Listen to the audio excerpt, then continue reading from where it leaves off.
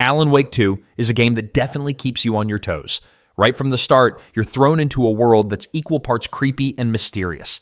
You get to play as two totally different characters.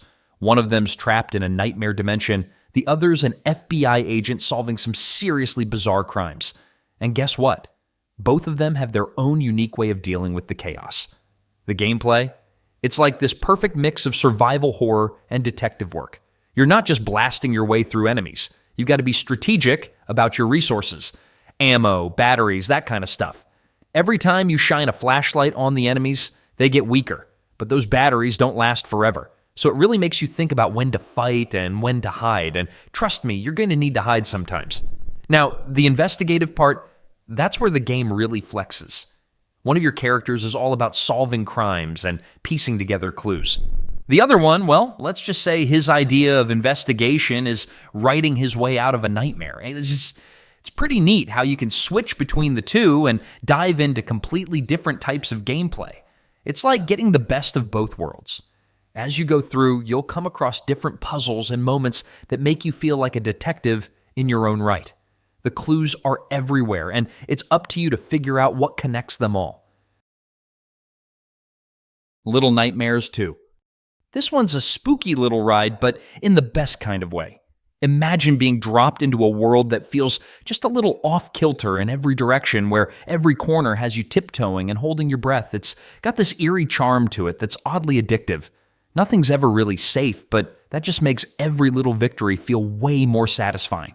Movement feels tight, with every step and climb having just the right amount of tension. You're constantly figuring out how to get past weird, oversized obstacles and sketchy environments.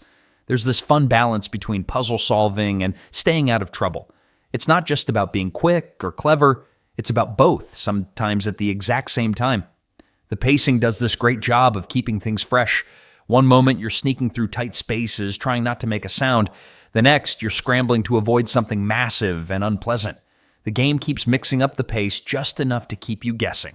And it never overstays its welcome in any one area. The real fun comes from how it feels to move through this world. There's a nice blend of platforming, light combat, and teamwork. Partner mechanics actually feel useful and thoughtful here, which adds an extra layer to the gameplay without overcomplicating things. You're not just running around solo, there's someone else right there helping you figure it all out. What really stands out is how the game communicates so much without ever needing to spell things out. Everything just flows. The Evil Within is a survival horror game that really knows how to keep you on your toes. From the very beginning, it's all about managing resources, staying one step ahead, and making every decision count. It's got that old-school survival horror vibe where ammo is scarce and every encounter could be the last. You never know when you'll run out of supplies, so scavenging feels less like an afterthought and more like a key part of the experience. The gameplay is all about finding the balance between fighting and hiding. Sure, you've got weapons, guns, crossbows, even some melee options, but sometimes it's smarter to sneak around and avoid enemies altogether. There's something satisfying about using the environment to your advantage, like setting traps for monsters or throwing bottles to distract them. It really makes you think about every step, and that's what makes it so engaging. What's great about this game is how it keeps you on edge with its traps and environments. There's always something dangerous waiting for you, whether it's a bear trap on the floor or a surprise enemy that you didn't see coming. But it's not just about surviving, it's about surviving smartly. Every encounter feels different because you can either fight or figure out how to outsmart your enemies, and sometimes that means using the environment in creative ways. Upgrading your character adds another layer of depth. As you collect green gel, you can improve things like health, stamina, and ammunition capacity. Hogwarts Legacy. If you've ever dreamed of hopping onto a broomstick and flying around Hogwarts, casting spells, and just fully living out your magical fantasy, this game is your ticket to all that and more. It's like finally getting to step into the wizarding world and make your own adventure, minus the whole I'm Harry Potter thing. You're this brand new fifth-year student, so no pressure, right? You're thrown into the thick of it, learning magic, discovering weird, ancient powers. Yep, you're special, and just trying to navigate life at one of the most iconic schools ever. The thing is, you're not just in class trying to survive some potion exams. Nah, You're out here fighting goblins, dealing with dark wizards, and solving magical mysteries. And you get to explore places like Hogsmeade, the Forbidden Forest, and even dive into the hidden corners of Hogwarts that we only dreamt about in the books and movies. Talk about freedom. What makes it so fun is the sheer freedom to explore and create your own magical story. You can attend classes, sure, but who says you can't ditch class for a little adventure? Pick your favorite house, Ravenclaw all day, no judgment, customize your character to your liking, and start learning spells that'll make you feel like you're truly mastering the magical arts. And combat? It's a blast. You get to fling spells like you're in a duel with the whole wizarding world. Mix it up with defensive charms, offensive curses, and even plants and creatures that have your back. Amnesia the Bunker. Imagine waking up in an abandoned World War I era bunker with no memory of how you got there, but you quickly realize that you're not alone. That's just the start of the journey, and things only get more intense from there. Right from the jump, the game throws you into a gritty, resource-scarce world where you're constantly on edge. You've got limited ammo, dwindling supplies, and a massive, terrifying creature hunting you down, all while you're trapped in the dark. It's a game of cat and mouse, where every corner you turn could be the one where the beast shows up to spoil your plans. One of the coolest things about the gameplay is the sense of freedom. Unlike the more linear routes of its predecessors, this one opens up the bunker in a semi-open world style, giving you the chance to explore at your own pace. The tension is ratcheted up by this freedom because you never know exactly when the beast will strike or what path you might take to get away. Whether you're trying to find more fuel for the generator or scrounging for weapons to defend yourself, every decision feels meaningful. The real magic happens when you start getting creative with the environment. Gasoline becomes your best friend. You can pour it around the bunker to light up dark spaces or even set traps to slow down the beast. This kind of environmental manipulation makes every encounter feel dynamic and keeps things fresh. Detroit Become Human drops you into a world where androids are part of everyday life, doing everything from housework to complex jobs, and you get to control 3 different androids, each with their own journey. The cool thing is, these aren't your typical robot characters. They start asking big questions like, what does it mean to be human? And what happens when you realize you can make your own choices? Right off the bat, this game lets you dive deep into choices that matter. The flowchart system gives you a clear picture of how your decisions impact the world. And let's just say there are a lot of ways things can go down. From tiny decisions to huge game changers, it's one of those experiences where every choice feels like it counts. It makes replaying the game so much fun, especially when you want to see what happens when you take a different route. Each of the 3 main characters brings something fresh to the table. You've got Kara, the android, who's all about protecting a little girl, Marcus, the rebel who's leading a revolution for android rights, and Connor, the super slick android cop who's trying to track down deviant androids. They all face different challenges, but they're united by the quest for freedom and self-awareness. And honestly, seeing how each of them evolves over time is fascinating, especially since you're the one steering their fates. What's cool is that the game doesn't just focus on action-packed moments, though they're definitely in there. Gears 5 drops you into a world that's all about intense combat, explosive action, and tough decisions. You're not just shooting your way through enemies, you're also getting a real look at what makes these characters tick, especially Kate Diaz, who's at the heart of the story. If you've been a fan of the series, the gameplay will feel right at home. If you're new to it, get ready for a rush. Let's start with the combat.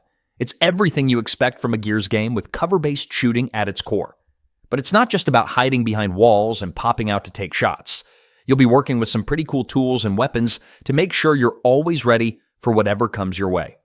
From classic weapons like the Lancer to new additions that bring fresh tactics into play, there's a real sense of strategy here. The gameplay encourages you to think about your moves before diving in. Then, there's the multiplayer. Whether you're teaming up in horde mode or jumping into the fast-paced competitive matches, the fun never really stops. You can squad up with friends or random players, and the action can get pretty wild. Escape mode is a standout here, offering a new kind of challenge where you and your team have to work together to clear out areas while avoiding swarms of enemies. It's chaotic, fun, and totally rewarding. But let's talk about the progression for a second. The game's got some solid progression mechanics that make you feel like you're always moving forward. Far Cry 5 takes you straight into the heart of a sprawling open world. And let's be honest, it's the perfect place to get lost in. The whole vibe is about chaos, freedom, and just doing things your way. You'll find yourself in Hope County, Montana, where you get to go wild in a world that's ripe for exploration, filled with opportunities for combat, adventure, and a fair share of mayhem. One of the most exciting parts is the freedom. You can jump into whatever action you want, whenever you want. No strict order of missions, no linear paths, just a massive world to explore and conquer. From driving around in muscle cars to soaring through the skies and plains, everything feels like it's in your hands. And you're never really alone in this journey. You've got your own little squad of guns for hire, these NPCs who join you for the ride, adding an extra layer of fun to the game. Whether it's a sniper or a heavy hitter, having these allies around helps you take down foes and explore the world with a little backup. Speaking of backup, there's this awesome animal companion system. Forget just being human in this world. You can recruit animals like Boomer, a loyal dog, or even Cheeseburger the bear. They're not just cute sidekicks either. They're tough, and they help in combat. It's like your own personal zoo that gets the job done. Who wouldn't want a bear charging into battle, right? The gameplay itself keeps things fresh. Darksiders 3 takes the franchise in a bold new direction, shaking things up while still keeping that familiar energy fans love. This time, we're stepping into the boots of Fury, one of the 4 horsemen, as she hunts down the 7 deadly sins. If you've enjoyed the previous titles, you'll find yourself getting into a rhythm with this one, but there's enough of a twist to keep it feeling fresh. One of the coolest things here is how Fury evolves throughout the game. She can shift between elemental forms, each giving her a new set of moves and abilities. And this keeps the gameplay exciting because each time you unlock a new form, you feel like you're tapping into something completely new. It's all about mixing up combat, exploration, and puzzle solving in ways that feel pretty seamless. The combat system is super satisfying, but it's not about button mashing. It's about being smart, dodging, and timing your attacks. You can't just rush in swinging, especially since some of the enemies will make you rethink your approach. It's more strategic, and that's a good thing. Boss fights are intense, and they really push you to stay on your toes. Each encounter feels like a mini puzzle where you have to figure out the right moves and strategies to get through it. Exploration is another highlight. The world in Darksiders 3 is full of hidden areas, tough enemies, and puzzles that reward you for paying attention. It's the kind of game where the more you explore, the more you'll find. The Outer Worlds. If you've ever wanted to shoot your way through space while sweet-talking your way out of trouble and occasionally setting everything on fire with a science weapon shaped like a shrink ray, this is your kind of game. It's one of those rare RPGs that feels like it's winking at you the whole time, not taking itself too seriously, but still delivering a super polished, deeply satisfying experience. What makes it fun is how much control you have over how you play. Want to be the charming, smooth talker who avoids combat? Go for it. Prefer solving problems with a heavy weapon and zero patience? Totally valid. The freedom to create your own chaotic or noble space hero is where the magic lives, and there are legit consequences to your choices. Not just the big moral ones either. Small dialogue decisions can spiral into hilarious, weird, or occasionally brilliant outcomes. The combat is punchy and fast, but what really spices things up is the tactical time dilation system. Basically, it lets you slow time and get all John Wick in a shootout. And there are ridiculous weapons too, like gear that doesn't make sense in the best way possible. It's not just about firepower, it's about style. Another standout? The companions. They're not just there to back you up, they have actual personalities, opinions, and they will 100% call you out if you're being sketchy. The Sinking City. You know those games that just drop you into a place and let you figure things out on your own? Yeah, this is one of those, and it's weird in the best possible way. You're basically tossed into this flooded, half-drowned town where nothing feels quite right, and instead of holding your hand, it just kind of gives you a pat on the back and says, "Good luck, detective." One of the coolest things is how it handles investigation. You're not just running from point A to point B. You've got to actually think. Clues don't scream at you, they whisper. Like if you're the kind of player who loves digging through newspapers, piecing things together, and feeling like an actual detective instead of someone just following waypoints, this is absolutely your jam. Also, you can't just walk everywhere. Parts of the town are flooded, so you'll be hopping into boats to get around. It's not fast-paced or packed with constant action, but that's kind of the point. It lets you soak in the unease. Plus, it gives the whole place this cool, sluggish, eerie vibe, like the city itself is dragging you deeper into its secrets. Now, it's not perfect. The combat? Yeah, it's there technically, but this isn't the kind of game where gunfights are the highlight. Think of them more like things that happen sometimes when you'd rather they didn't. It's more about surviving than being a hero, and that fits the overall feel. Greedfall is one of those games that just pulls you into a whole new world full of adventure, political drama, and, of course, tons of loot. It's an RPG that really makes you think about how to approach situations, whether you're sword fighting your way through a battle, charming your way into an alliance, or crafting the perfect gear. It's like your classic RPG, but with a fresh twist on the usual fantasy setting, which makes it feel like a bit of a breath of fresh air. The gameplay is a blast, because it offers so many ways to play. Whether you're a fan of up-close and personal combat with a sword, you like picking people off from a distance with a bow, or you want to mix things up with some magic, you'll find a style that suits you. The best part is that you don't have to stick to just one. You can tweak your skills to be this jack-of-all-trades, making your approach to fights feel pretty flexible and dynamic. And speaking of flexibility, the whole diplomacy side of things is a lot of fun too. It's not just about hacking and slashing your way through problems. You can actually talk your way out of situations, make alliances, and influence factions to get what you want. That whole do I fight or talk my way through this vibe is constantly present, and it's such a cool dynamic to have in a game. The choices you make with people can change the direction of the game, which gives everything you do a bit more weight. It's like every interaction counts. The Quarry drops you into the thick of a summer camp turned nightmare, and it's exactly the kind of spooky thrill you want when you're in the mood for some edge-of-your-seat horror. You control 9 counselors, each with their own personality and quirks, and they're all just trying to survive the night in a place where things definitely aren't as they seem. The game is all about choices. You make decisions that determine who lives, who dies, and who ends up making it to the end of the night. Every move you make matters, and you'll quickly find yourself second-guessing every decision, from the way you speak to other characters to the paths you choose to take. There's this great sense of tension as you juggle relationships with the other characters, trying to keep everyone alive while navigating all the dangers lurking in the shadows. QuickTime events keep things intense.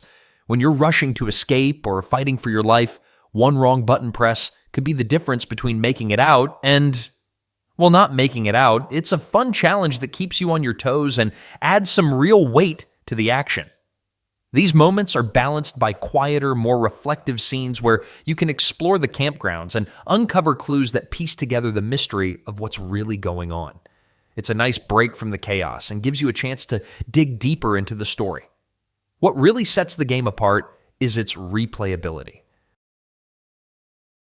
Baldur's Gate 3 is one of those games that comes in with a bang and sets a new standard for RPGs. It's not just about picking a character and going through the motions. It's about diving into an immersive world where every decision you make actually matters. You create your own story, and it's shaped by the choices you make, the people you meet, and the alliances you form along the way. Every interaction feels meaningful, and that's what makes it so much fun. First off, this isn't a game where you just press a button and watch everything happen. It's all about tactical combat, which is where the real strategy comes into play. Turn-based mechanics, inspired by Dungeons and Dragons, make the gameplay exciting, especially because each battle feels like a puzzle. You need to plan your moves, think ahead, and use the environment around you to your advantage. It's a lot of fun, and the more you play, the more you realize just how many ways you can approach each encounter.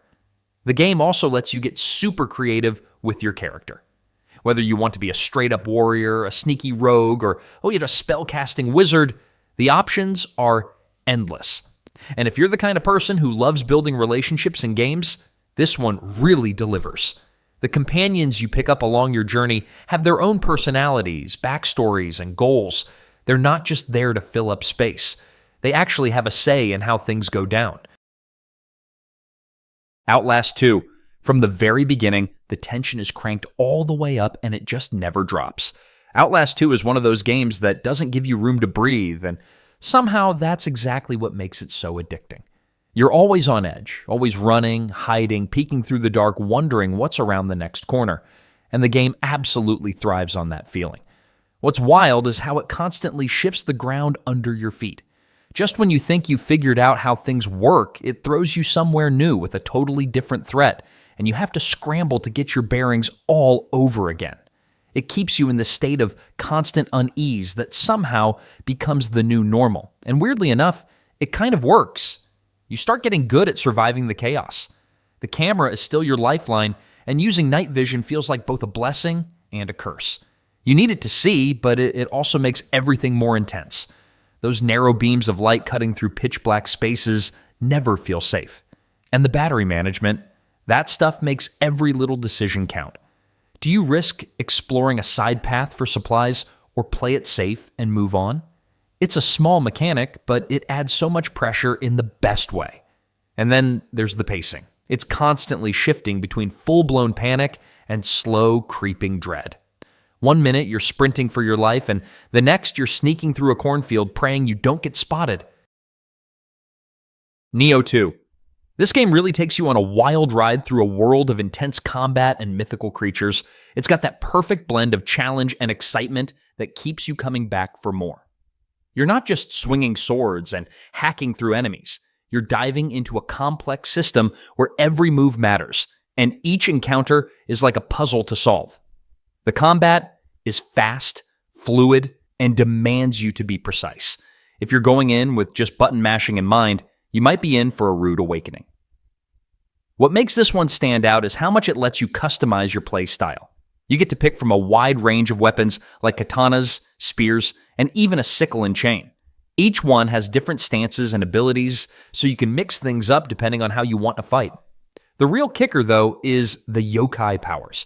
These let you tap into some seriously powerful abilities that can turn the tide of battle. It's like flipping a switch and going from underdog to powerhouse. There's also a lot of flexibility in how you build your character. You can focus on brute strength, speed, or even magic, and it all feeds into how you approach fights. The skill tree lets you shape the kind of warrior you want to be, and with so many options, it's easy to get hooked just experimenting with different builds. And let's not forget the multiplayer. If you're into co-op, you can team up with friends or strangers to take on missions together. Bloodborne is one of those games that hooks you from the moment you step into its twisted, gothic world. If you've ever played a From Software game, you know they don't hold your hand, and this one is no different. It's fast-paced, intense, and constantly keeps you on your toes. The combat system is all about being aggressive, getting in close, and striking before your enemies do. Forget about holding up shields or playing it safe. Here, it's all about dodging, countering, and taking the fight to the monsters. It's a great feeling when you finally take down a tough opponent after a few rounds of getting your timing just right. The weapons in this game are a treat, too. They transform on the fly, giving you the option to switch between different styles of combat. The saw cleaver, for example, starts as a short blade and transforms into a longer one when you need it. It keeps combat fresh and forces you to think on your feet. You're always juggling between close range, fast strikes, and pulling back to shoot your enemies with pistols or shotguns, which adds a lot of excitement to every battle. The fact that there's no perfect way to play just makes it more fun. Everyone has their own approach to how they deal with monsters. There's a constant feeling of tension and danger. Every corner, every new area brings the possibility of danger, but also the chance to uncover something new. The challenge is part of the fun. Dying isn't frustrating. It's part of the learning process. Sniper Elite 4 brings the classic mix of tactical gameplay and heart-pounding action to the table with a World War II backdrop. If you love a good challenge, this one definitely delivers. Picture yourself sneaking around massive Italian landscapes, setting traps, and taking out enemies from miles away with precision shots. Whether you're in a dense forest or a sunlit town, there's always something new to discover, and the world feels alive with opportunities for sneaky tactics or all-out action. The game really shines in the way it lets you approach each mission. No need to rush in guns blazing. There's plenty of room for patience and strategy, which is a nice change of pace. You can take your time planning the perfect shot, adjusting for wind, gravity, and distance. It's this mix of thinking and action that makes every successful shot feel so rewarding. And speaking of shots, the X-ray kill cam is back, and it's just as satisfying as ever. Watching that bullet travel through an enemy, hitting just the right spot, yeah, it never gets old. It's like the game's way of saying, you nailed it, in the most dramatic fashion. The environments are huge and diverse, giving you plenty of space to figure out the best way to approach your objective. Want to go in quietly and stealthy? Great. Prefer to create chaos and watch the enemy scramble? That's an option too. And when you're not sniping, there's a variety of weapons and gadgets at your disposal. V-Rising takes the survival genre to a whole new level, mixing intense action, base building, and of course, the thrill of being an all-powerful vampire. You start as a freshly risen vampire, hungry for power, and it's up to you to carve out your place in a vast, dangerous world. It's not just about surviving, it's about thriving, taking down enemies, and building a castle that reflects your dark nature. The gameplay is pretty addictive. From the moment you get started, you'll find yourself diving into resource gathering and crafting. Whether you're collecting materials for your next big upgrade or hunting down creatures to fuel your bloodlust, there's always something to do. And it doesn't just stop there. As you grow stronger, the real fun begins. Building your castle. It's like your personal fortress, and you get to decide how it looks, where everything goes, and how much power you want to wield. Every new addition to your castle makes you feel more and more like the ruler you're destined to be. Combat is fast-paced and satisfying, especially when you start unlocking new abilities. You'll need to dodge, strike, and plan your next move as you take on enemies. Each fight feels different depending on your approach and the powers you've chosen to harness. It's not just about smashing your way through enemies, it's about strategy and timing, which keeps the gameplay feeling fresh. The variety of biomes and enemies adds to the excitement. BioShock 2 Remastered. If you loved the first one, this is a perfect chance to dive back into the underwater city, but with some cool upgrades to the gameplay and a few new twists to keep things interesting. This time, you're stepping into the boots of Subject Delta, a big daddy, with a bit more freedom than the ones you might remember. The gameplay takes everything that was great about the first game and adds even more depth to it. The ability to dual-wield weapons and plasmids is a game changer. It's not just about choosing between weapons anymore. You can combine firepower and powers in ways that make combat feel more fluid and dynamic. It's all about mixing and matching to create your ideal battle strategy, and there's nothing quite like it. The enemies are no slouches either. The Big Sisters in particular are relentless and keep you on your toes. These encounters really ramp up the intensity of the game. The pacing feels right, and it keeps you engaged throughout, especially when you're facing off against these tough foes that really test your skills. And hey, there's also a multiplayer mode, which is a bit of a bonus. While it might not be the main draw of the game, it adds a fun extra layer of depth to the experience. It's set during the chaos of Rapture's Civil War, so you get to see the city from a different angle and mess around with its history in a way that adds a bit of variety to your time in Rapture. The remastered edition doesn't just give the game a makeover either. It's been polished to play smoother than ever,